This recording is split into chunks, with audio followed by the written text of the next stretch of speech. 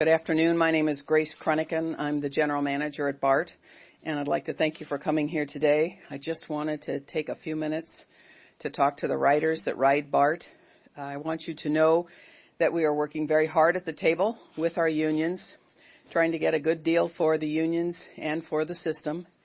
I know our riders are incredibly anxious about Monday, as are we, and we are trying our darndest to make sure that we have an agreement and that we have service on Monday. The real issue that's involved in this negotiation is an issue that's very dear to the riders' hearts, and that is that our system continues to be reliable into the future. So it's not just about the service today, but it's about the service into the future, into the next 100 years, really. We're fighting very hard to make sure that we have a fair package that's balanced, that takes care of what our workers need, that's fair to them and fair to the region, but allows the investment that the board has taken and made, the decisions the board have made to invest in the system, and make sure that those decisions are implemented so that we have train service, we have new trains, we have a new train control system, and we have the maintenance facilities to maintain those trains into the future. So as we come back to the table today, I think that the unions are interested in negotiating with us, and we are trying to find that right balance. And the last thing I want to say is, even if we don't have a deal struck at midnight on Sunday, there are lots of avenues that can be pursued that don't have to end in a strike. We can continue talking. We don't need to impose. The union doesn't need to strike, and we can continue to serve the Bay Area and our riders together as we work this out. So thank you very much, and I'd be happy to take questions. Grace, what about Thomas Hawk? There was a lot of talk yesterday about how unpleasant his negotiating demeanor was, that there was no negotiating taking place, that they would present proposals or an option, and the responses would be, no, not interested. I know that they came before your board this morning and asked that you pull him out of the equation. Have you done that? Tom Hawk is our negotiator, has been, will be. I don't tell the unions who to hire. They're not telling me who to hire. I think that you'll find he put a proposal on the table yesterday. It was the one he developed with staff to try and break through the medical issue that we have on the table, the proposal. He's very dedicated to getting a good outcome for this, always has been. I understand that he was made the issue by some. I think that that was to obfuscate other important issues like salaries. We were far apart, we still are, on salaries. At the time they were asking for 23% and we were asking for 8%. They for 3 years, BART for 4 years. I don't think that we need to obfuscate. I think we need to get to the table. So please, over here. BART has brought an outside negotiator in every year. It's a specialized function, and they've had help from outside help every contract they've had. Please.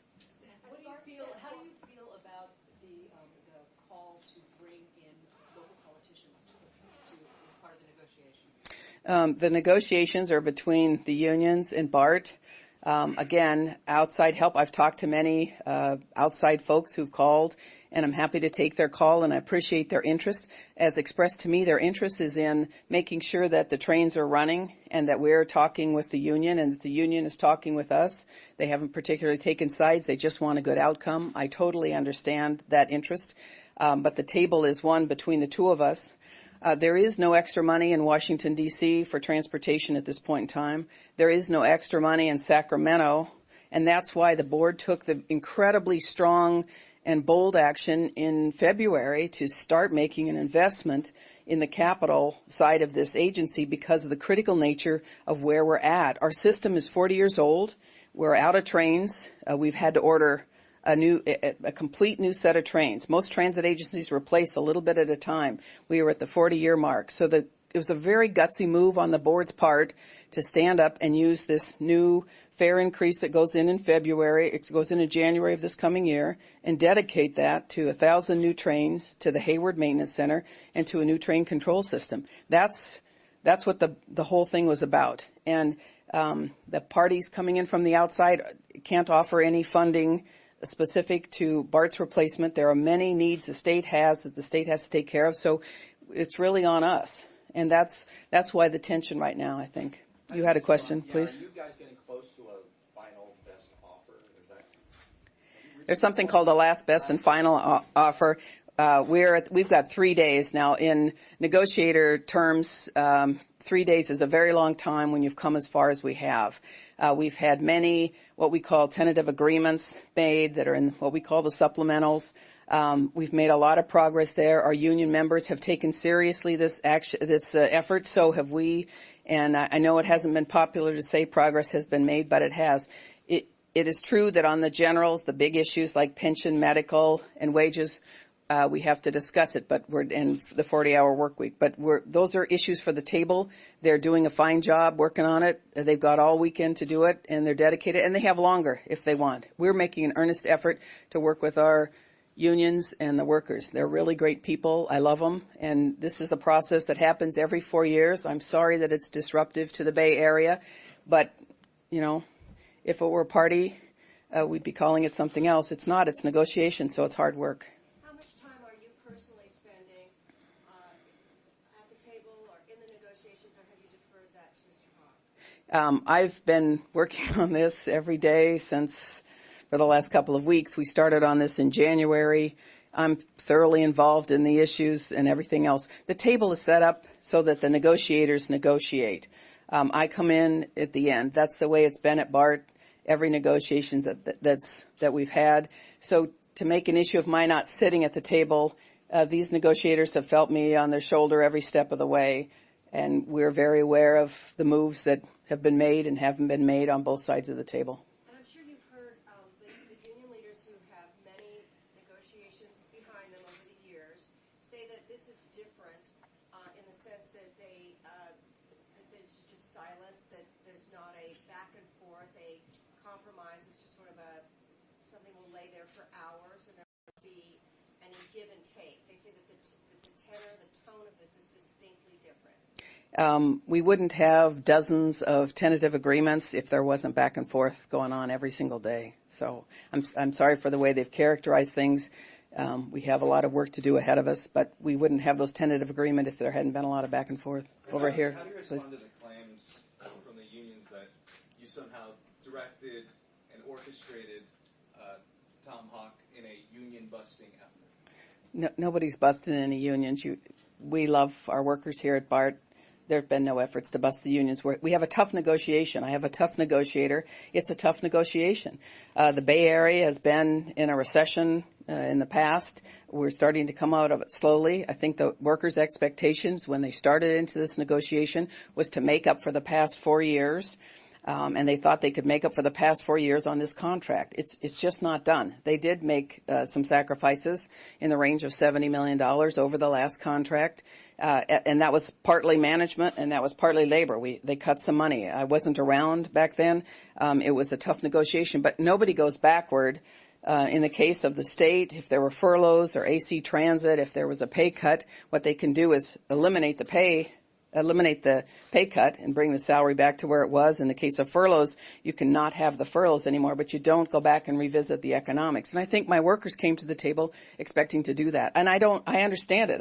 I just can't go backward in time. I have to deal with what's in front of us. And I think that was one of the major disconnects. Please. Grace, can you talk about some charges that the unions made yesterday saying that BART is secretly meeting with the CPUC behind closed doors trying to get scabs trained in 2 weeks' time rather than 15 to drive trains in case of a strike? Is that happening? No. We've met with the CPUC. We meet with them periodically, but we're not training scabs. We have managers that are trained to drive trains and can drive trains, and if they're getting their credentials up in some events to make sure that they're current, that may be something that happens in the future. But I think Plan A is to get an agreement. Plan B is to get an agreement. Plan C is to keep talking if we don't get an agreement. And I'm hoping that they don't strike and we don't have to impose. And, if we're down the road in a month or something and there may be a play at some point in time that involves them, fine. But it's nothing that's on the current playbook, I'll tell you. How long would you Sir. train drivers in that case? I can have Paul answer that question a little bit later on how long it takes. It takes a long time to train a driver and make sure that their credentials are solid and ready to drive. We do have some managers that can drive trains, obviously, but that's not anywhere we're headed right now. Yeah, to follow up on the issues with Mr. Hawk, one of the was at the meeting this morning. I spoke to him again afterwards. He said he's at, I think it's Bruce Cohen who's working for BART on the, Bruce Conhane. Yeah, he said working with Bruce is fine. There's give and take, and that's why there's been progress made on these supplemental issues. But when he meets with Mr. Hawk, there's no give and take. He doesn't listen. He doesn't respond. That's why there's no progress, little progress on these big issues. Again, there's a difference between the table and the general table. The generals are handled last, or they're usually the last ones to close. So I'm not surprised one would characterize the supplementals as going easier than the generals. We have tough issues on the generals. I mean, we're far apart on wages, we're far apart on pension, and we're far apart on medical. And so The issues are his negotiating style. they get to pick who they have, and I get to pick who I have, and he's a tough negotiator, but he's a fair negotiator, and we're looking for a fair deal. And what's more important, it's what the board and I are both looking for, which is to see if we can get some resolution here and move on. What avenues Sir? will be used to avoid a strike, and will they be used? The table. Talking at the table. And let me just describe how mediations work. They're not always both parties at the table. The parties can be in one room and other parties in another. In this case, we have 2 or 3 unions that are involved. In this case, it's ATU, SEIU, and BART. We all have separate rooms, and the mediator goes in between each of the rooms and talks with folks, and at the mediator's discretion, calls everybody together. This is all. We agreed a month ago to put the when we agreed to the extension, to put the mediator in charge of things. So when we meet, what we talk about, that's on the mediator. She and he define things, and we follow. No going to the governor? I think the job is at the table. What the governor can do is call a cooling off, and at the cooling off, end of the cooling off period, we still have to reach agreement. Is there any suggestion or in contact with the governor on any of this? The play is at the table right now. The play is with the unions, and they're doing a good job. They're there today. They were there yesterday. We're working together. These are good people. We're working together. Please. You said it's the first time the chief negotiator yourself and the board has met since over a month. Is that true, and if so, why? The board gives us a policy perspective, a policy game plan, and we move forward with that. We brought the board together because it's been a month, and we gave them a chance to talk again over where we are. We're right on track. So we got additional, a little bit of additional instructions on different things, but that's all closed session stuff. I really can't speak about what happened there, but it's a good conversation. Please. On the question of certification, are you, is BART in the process of having its management drivers and controllers getting recertified so that they could be? I can have Paul talk to you about that when I'm through here. He can explain whatever's going on in that.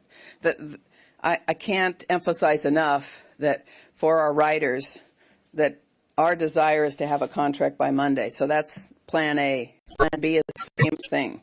Have a contract. Plan C is to not have a contract and to keep working until we have one. So I think there are a lot of moves, a lot of steps, and we're all at the table trying to get it this weekend. One more question. Chris, if Mr. Hawk is not the problem, why are we hearing so many complaints about him? You'd have to talk to the union about that. You have to talk to them. I understand that it's trying to obfuscate and get attention drawn to something else. They've got a tough package. They haven't been coming forward and saying their package is 23%. They haven't been saying they don't want to pay anything on pension. They haven't been saying they don't want to change on medical.